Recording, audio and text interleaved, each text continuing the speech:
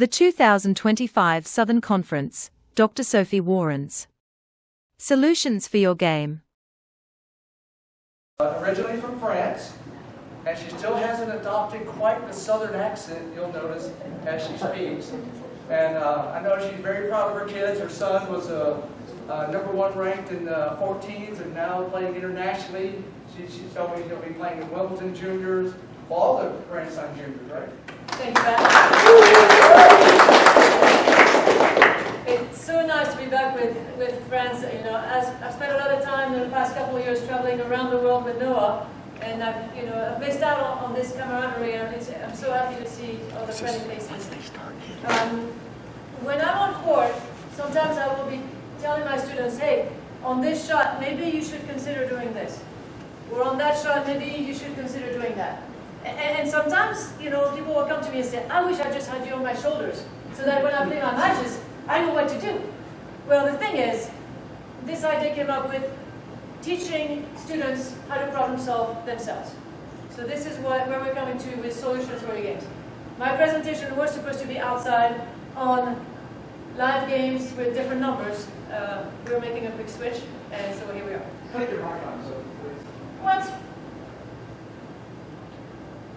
Okay, got that? All right, thank you. So, this setting, I wish I could be on board with you. So here's some solutions. This is checkpoints to a global perspective. I think in big picture. I look at a problem in that. But then if you want your students to comprehend, you want to kind of break it down and make it a little simpler. So when I was doing my PhD at the University of Georgia in sport pedagogy, we studied experts.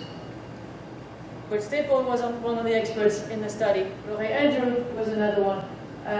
And so we had 20 experts that we studied them with regards to what they see. What kind of pace of the lesson did they have? How did they use metaphors? What kind of feedback did they give? You sure you want the mic? Let's keep trying. Okay. Do one thing.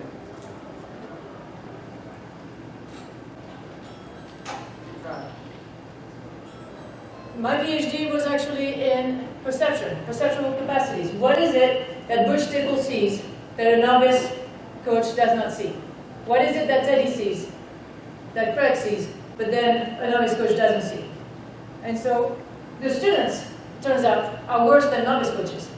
They don't see much. It is our job to enlighten them. It's our job to show them and to break things down so they can understand. So the problem-solving skills, can I get closer to the computer?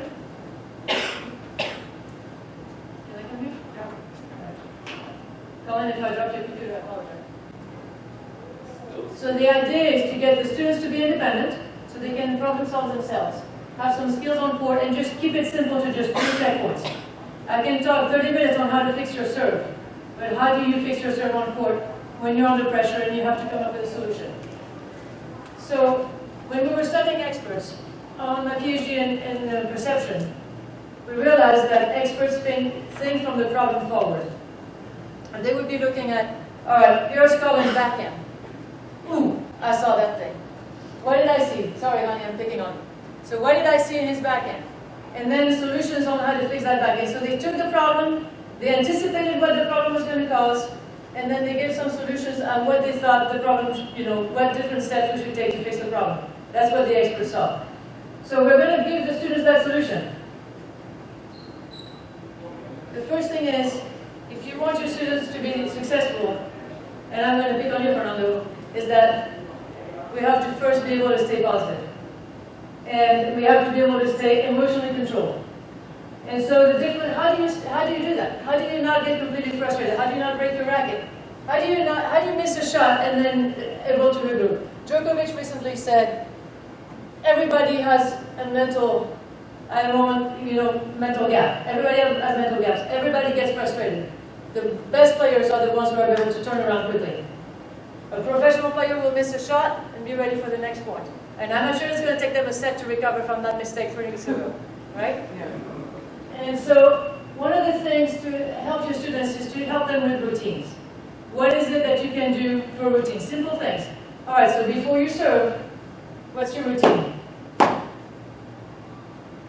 before you return, what's your routine? Right? And so if that comes back, you see it in basketball, you see it before free throws.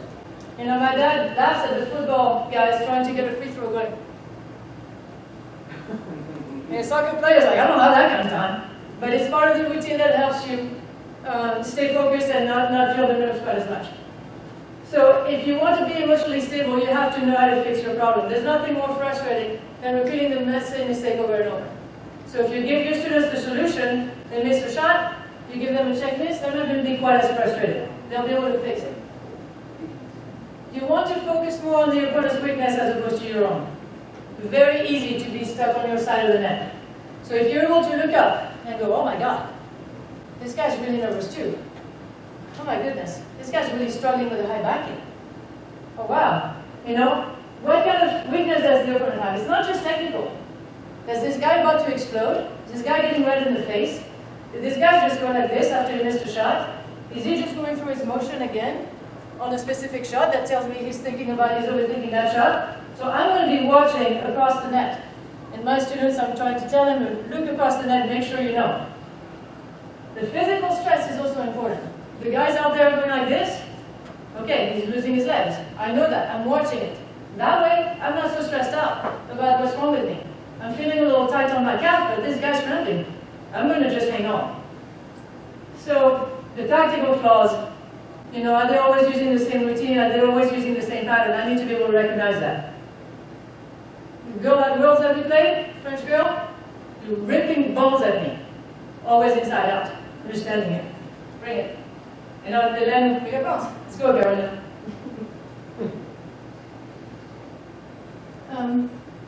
One of the things that I think is important is players sometimes try to do the best shot they can. You know, they're like, oh, let me see that down the line. Winner right there, on the line in the corner. Steven? Does it sound familiar? Yeah, I don't know. And so you try to make that shot exact, but really, all you have to do is beat the other guy. And so, Steven, if you're playing against Andrea, you probably don't need to hit that shot in the corner on the spot. All you need to be is better than the person across the net. So from a mental toughness standpoint, it helps so much to just relax and be like, I don't have to be the best Sophie I can be today. All I have to do is be better than Andrea. So those are the things that you want to teach your students, but the thing is, it needs to be part of your coaching at home. So how do we integrate this into drills? So it's actually pretty fun to work on mental toughness. All right, Steven, you ready? Come on, man. Grab your racket. Wells, you have a racket? I do not. Oh. Still one, Wells. Still one. Here. Still one. Am I your side? Daniela, come on. Good. Oh, Sophie. Alright, your side. You're over there, Wells. Oh, perfect. Okay, watch out. This is going to be some high-performance tennis right here. Okay, you know, this is mental toughness training. We're playing the point, and then after the point is over, we're just going to high-five and go crazy. All right? Okay, ready? Winner. Yes, let's go. Ow. Hey, it's okay. We got this. Okay, all right. So, you know, with the juniors, this is actually super fun to do. It's simple. It includes mental toughness into your training. All right, let's go, Steven. Come on. Okay, right drop. Good job. All right, no worries. Next point. All right, Let's so go. now you're teaching your brain to start thinking like a mentally tough person. All right, so then if you mess up, all right, so you just hit this terrible shot that actually went onto the net, Daniela. What the heck? And so that's not exactly how we're going to present it, right? We're going to be like, Daniela, you hit the ball low. Let's try you're going to say to Wells, next time I'll aim higher. Something extremely simple, you know? You can say next time I will bend my legs, or next time I will scoop it up, or next time I'll carry it, get some depth. But let's go simple. Okay, well, Steven, sorry. Next time I'll aim higher. Okay? And we're back. So you're going into the next time mode, you were talking about it, as opposed to, okay, my gosh, I just hit the ball under the net. All right? You ready? Okay, one more. Gosh, you're going to get me back. By the way, this is Luke Wells, my assistant coach. This is Steven, the rock star, also Dr. Stephen Brown. And this is Daniela, who's the rock star on our forward team. All right, next time? Next time I will be a little safer. A little safer? Okay, I like it. We've got this. Okay, do you see how we can practice this? Be part of the thing. Dr. Walker, she presents at the USPTA quite a bit. I know most of you know who she is. One of the trainings she did with the All-Star Camp in South Carolina was about recognizing muscle tension in your body. When you're competing and you start feeling that your muscles are extremely tight. Anybody felt that before? And so what she talks about is let's actually practice being tight. Let's consider muscle tension. 1, spaghetti noodle. You've had a couple of beers, life is good. 10, it's like 6 and a third set tiebreaker. And then you're going to need to find the perfect balance. So this is a drill you do with your students. Go ahead, Steven. So we're going to hit, guys, and we're going to be extremely relaxed. You might hit the light post. I don't care, it's a squishy ball. All right, Wells, ready? I think so. All right, so super relaxed. Oh, look at that. Go ahead, Steven. Super relaxed, and it's going to make it very difficult to control. Right? So now we're going to go super tight. So I'm going to yell out to the kids. You know, I got 5 courts going, 4 kids per court. Guys, number 10, number 10. So now we're stiff. Right? This is looking like extremely stiff. So now suddenly the kids are going to realize what happens if your muscles are super stiff. What happens, Carolina? Can't move. You can't move. The ball Doesn't go far. doesn't go far at all. You lose depth.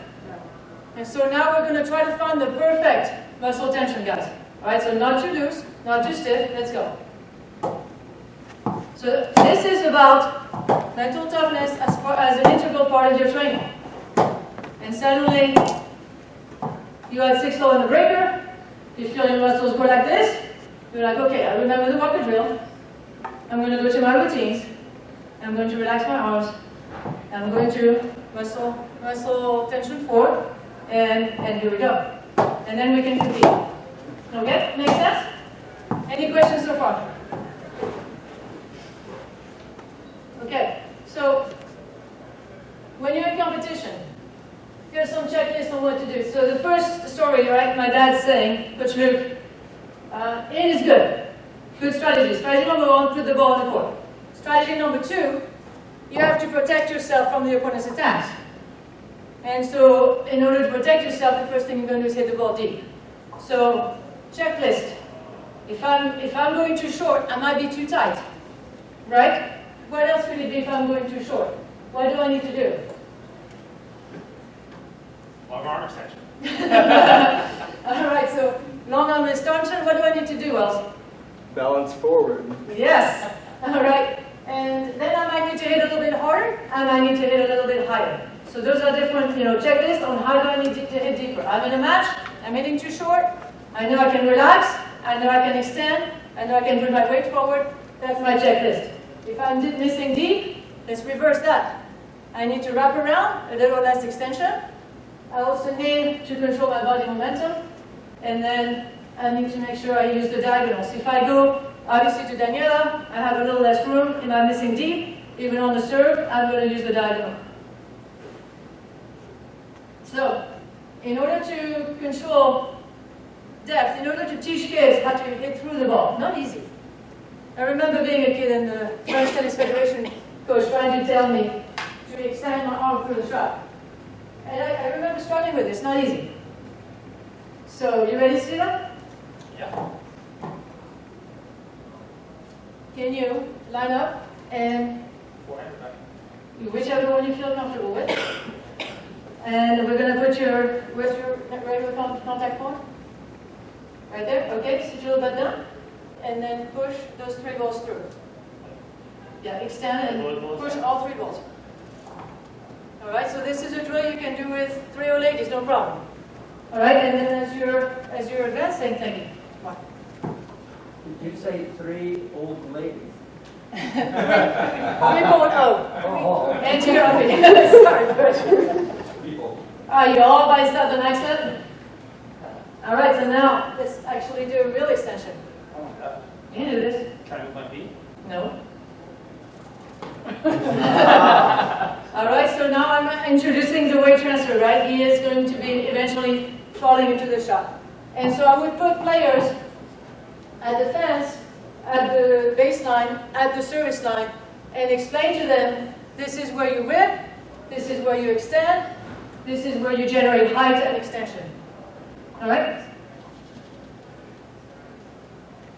If you have a net, all right, Stephen, get your racket back.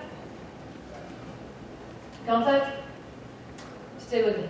Push, push, extend, extend, extend, extend, extend. Come on, stay with me, stay with me, stay with me. Now relax. And now you're going to get some depth. All right? You have a net. You can use the length of the net and stay with the ball as long as you can. If you have a bench, you can roll the ball on the bench and keep that racket on the bench. You've seen me do that a million times, right?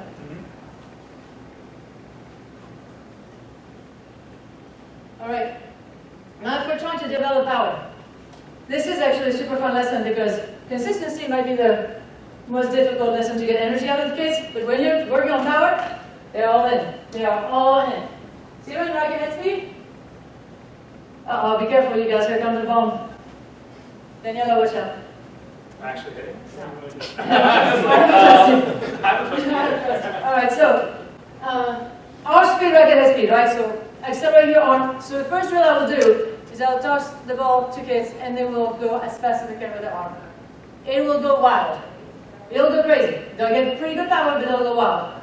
I incorporate the wrist, it will go wild. But then I'm like, okay, now how can we get this kind of power without losing control? Let's use the body, right? So the checklist on developing power is going to be, upper body rotation, getting some weight transfer, getting some load explode. They have a checklist. They're in a match, they can generate power, they've got that thing. It needs to be part of the training. So let's go from the checklist to the training. We can, the flamingo. Steven, can you just watch me, please? Ross and Daniela, you can sit back down. I'll call you back when I need you in a minute. All right, so this is entertaining. I got to entertain myself when I'm coaching. All right, so here are the ladies standing like this. It's a beautiful thing. But actually, I want them to be standing like that. Right foot, hip, fall. Sorry, Pat. Right foot, hip, fall. It's automatically going to make them feel the weight transfer at the right time. After a couple shots, I'm not going to embarrass them too long. After a couple shots, I'm going to go here, and I'm going to go back foot to front foot. Same idea, big base, shift of the weight. The bench progression, you're trying to develop power from the legs. You're going to sit here, stand in the middle, toss right, give me a chance to get up and sit first. Okay? All right, so I'm in my ready position. Hold on, don't touch. I'm going to get up. I'm going to sit here at the same height as I was on the bench.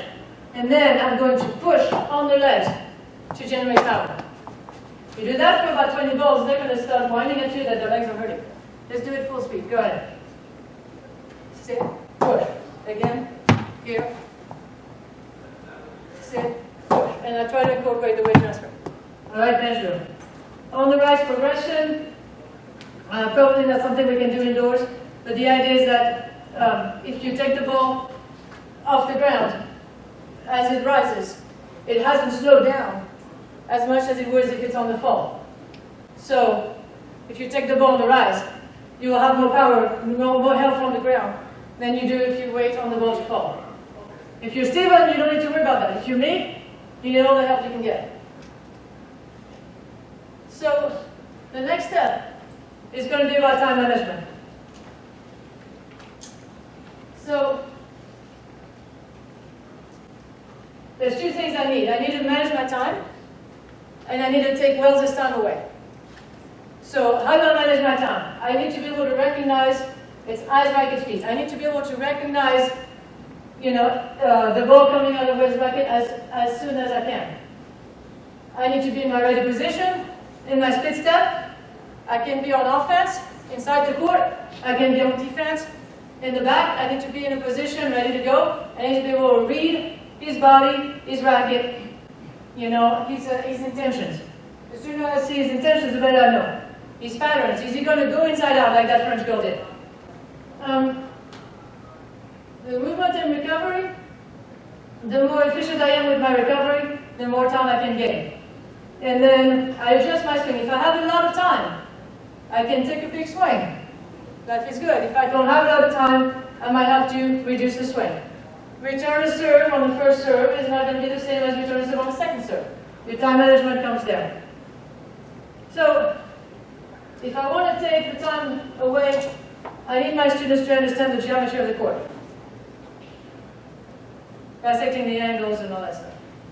And if I want to take my opponent's time away, I can use some power. I can step in, I can crack it, and the ultimate taking time is to come to the net.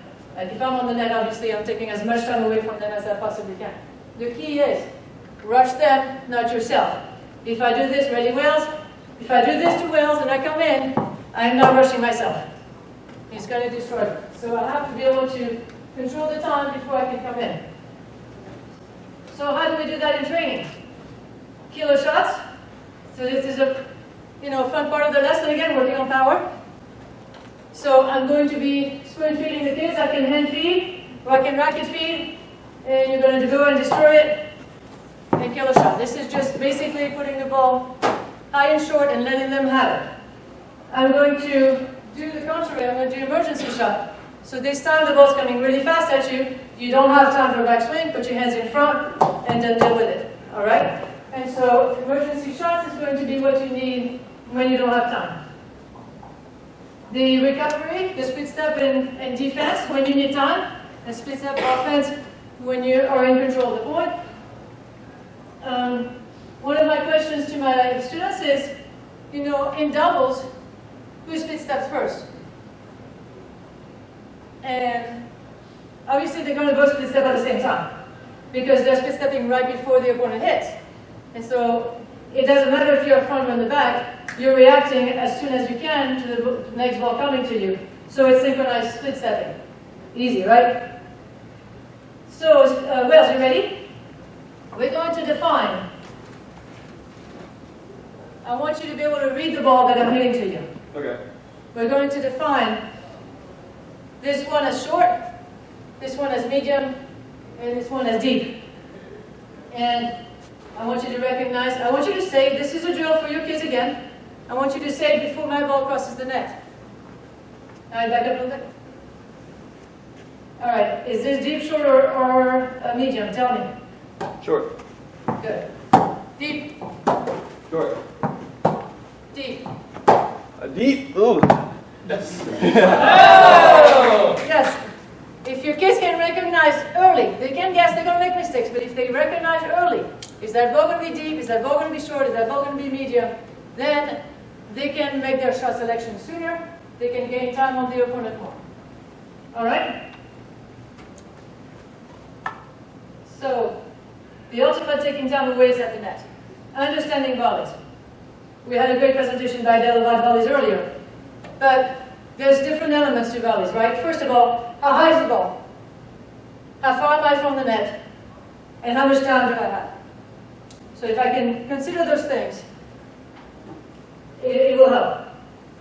So first of all, the further back I am, the less geometry I have to work with, the more I'm going to need to be setting up the ball. The closer I am, the more angles I can work with, I can do whatever I want from up close. The height of the ball allows me to be more aggressive. The time that I have allows me to get to a little bit more swinging. Whereas if I don't have time, I'm in an emergency shot situation, I'm going to use the opponent's power. Mark, you want to come demonstrate this one? Sure. Greenville was his racket. He has one right there. Thank you. All right. So, Stephen, you're going to feed the ball low to Mark. So my clue, this is working on my side a little bit. If Stephen hits it low to Mark, low I go. Okay? Go ahead. Low. So that's too low. Low I go. All right? Because I'm safe. All right? Now if you feed it high, Stephen, high I'm going to die. So I learn to back up. All right? Low you go, high you die. So you learn to react, you learn to anticipate, you learn to move. Okay? All right, low I go. And then if it's high, then I'm going to back up a little bit more defense. Got it? Easy? All right, so one of the drills we did, actually we did it Thursday. This is a progression on how to teach kids how to close in. This is going to start with a self-feed. This is going to start with a self-feed. So can you see me? Can you see us? Ready, Mark? You're going to put your racket up, and you're going to charge that net, and self-feed, and spike it. By the way, I'm going to win. Well, are you ready? I'm acing. You're racing, and you're ready.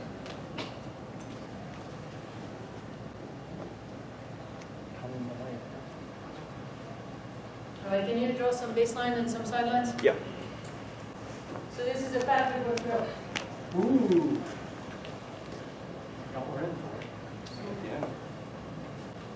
All right, so you have 20 kids at the club, and they're there for this afternoon, and you need to be training them to be mentally tough.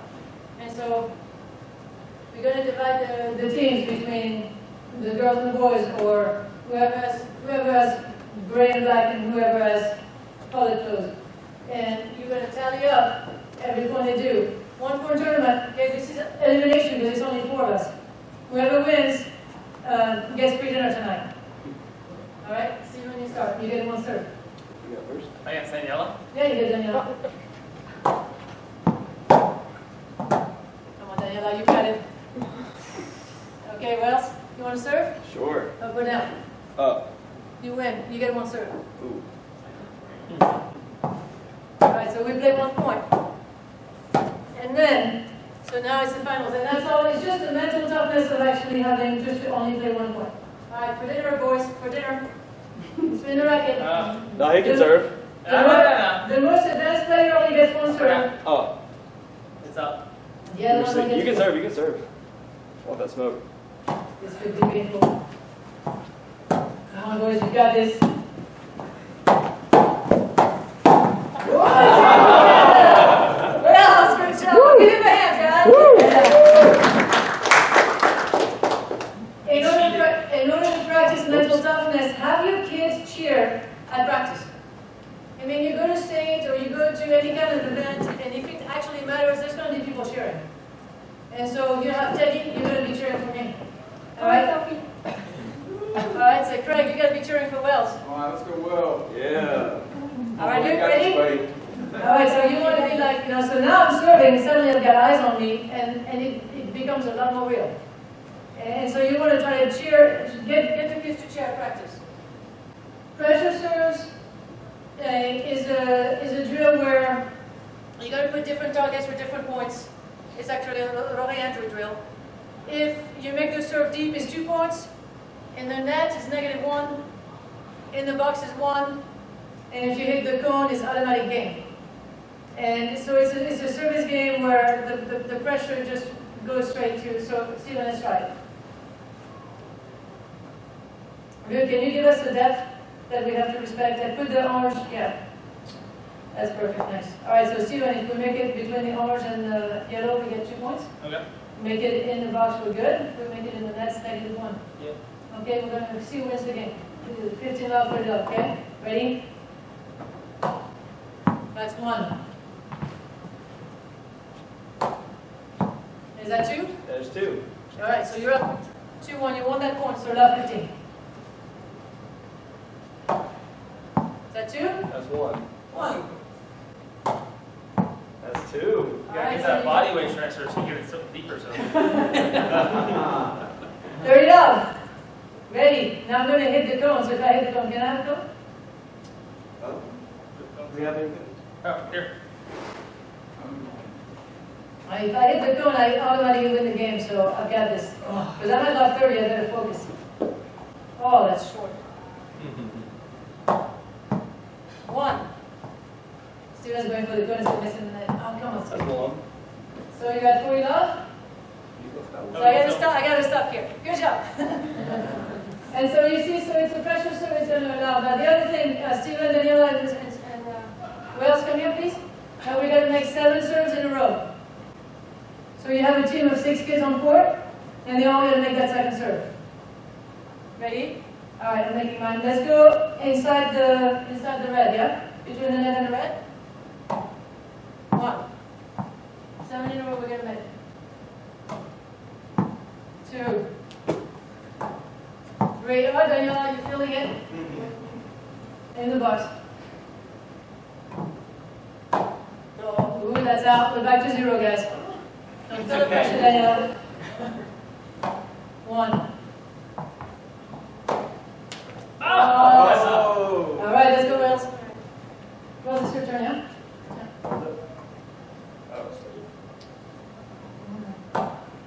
One.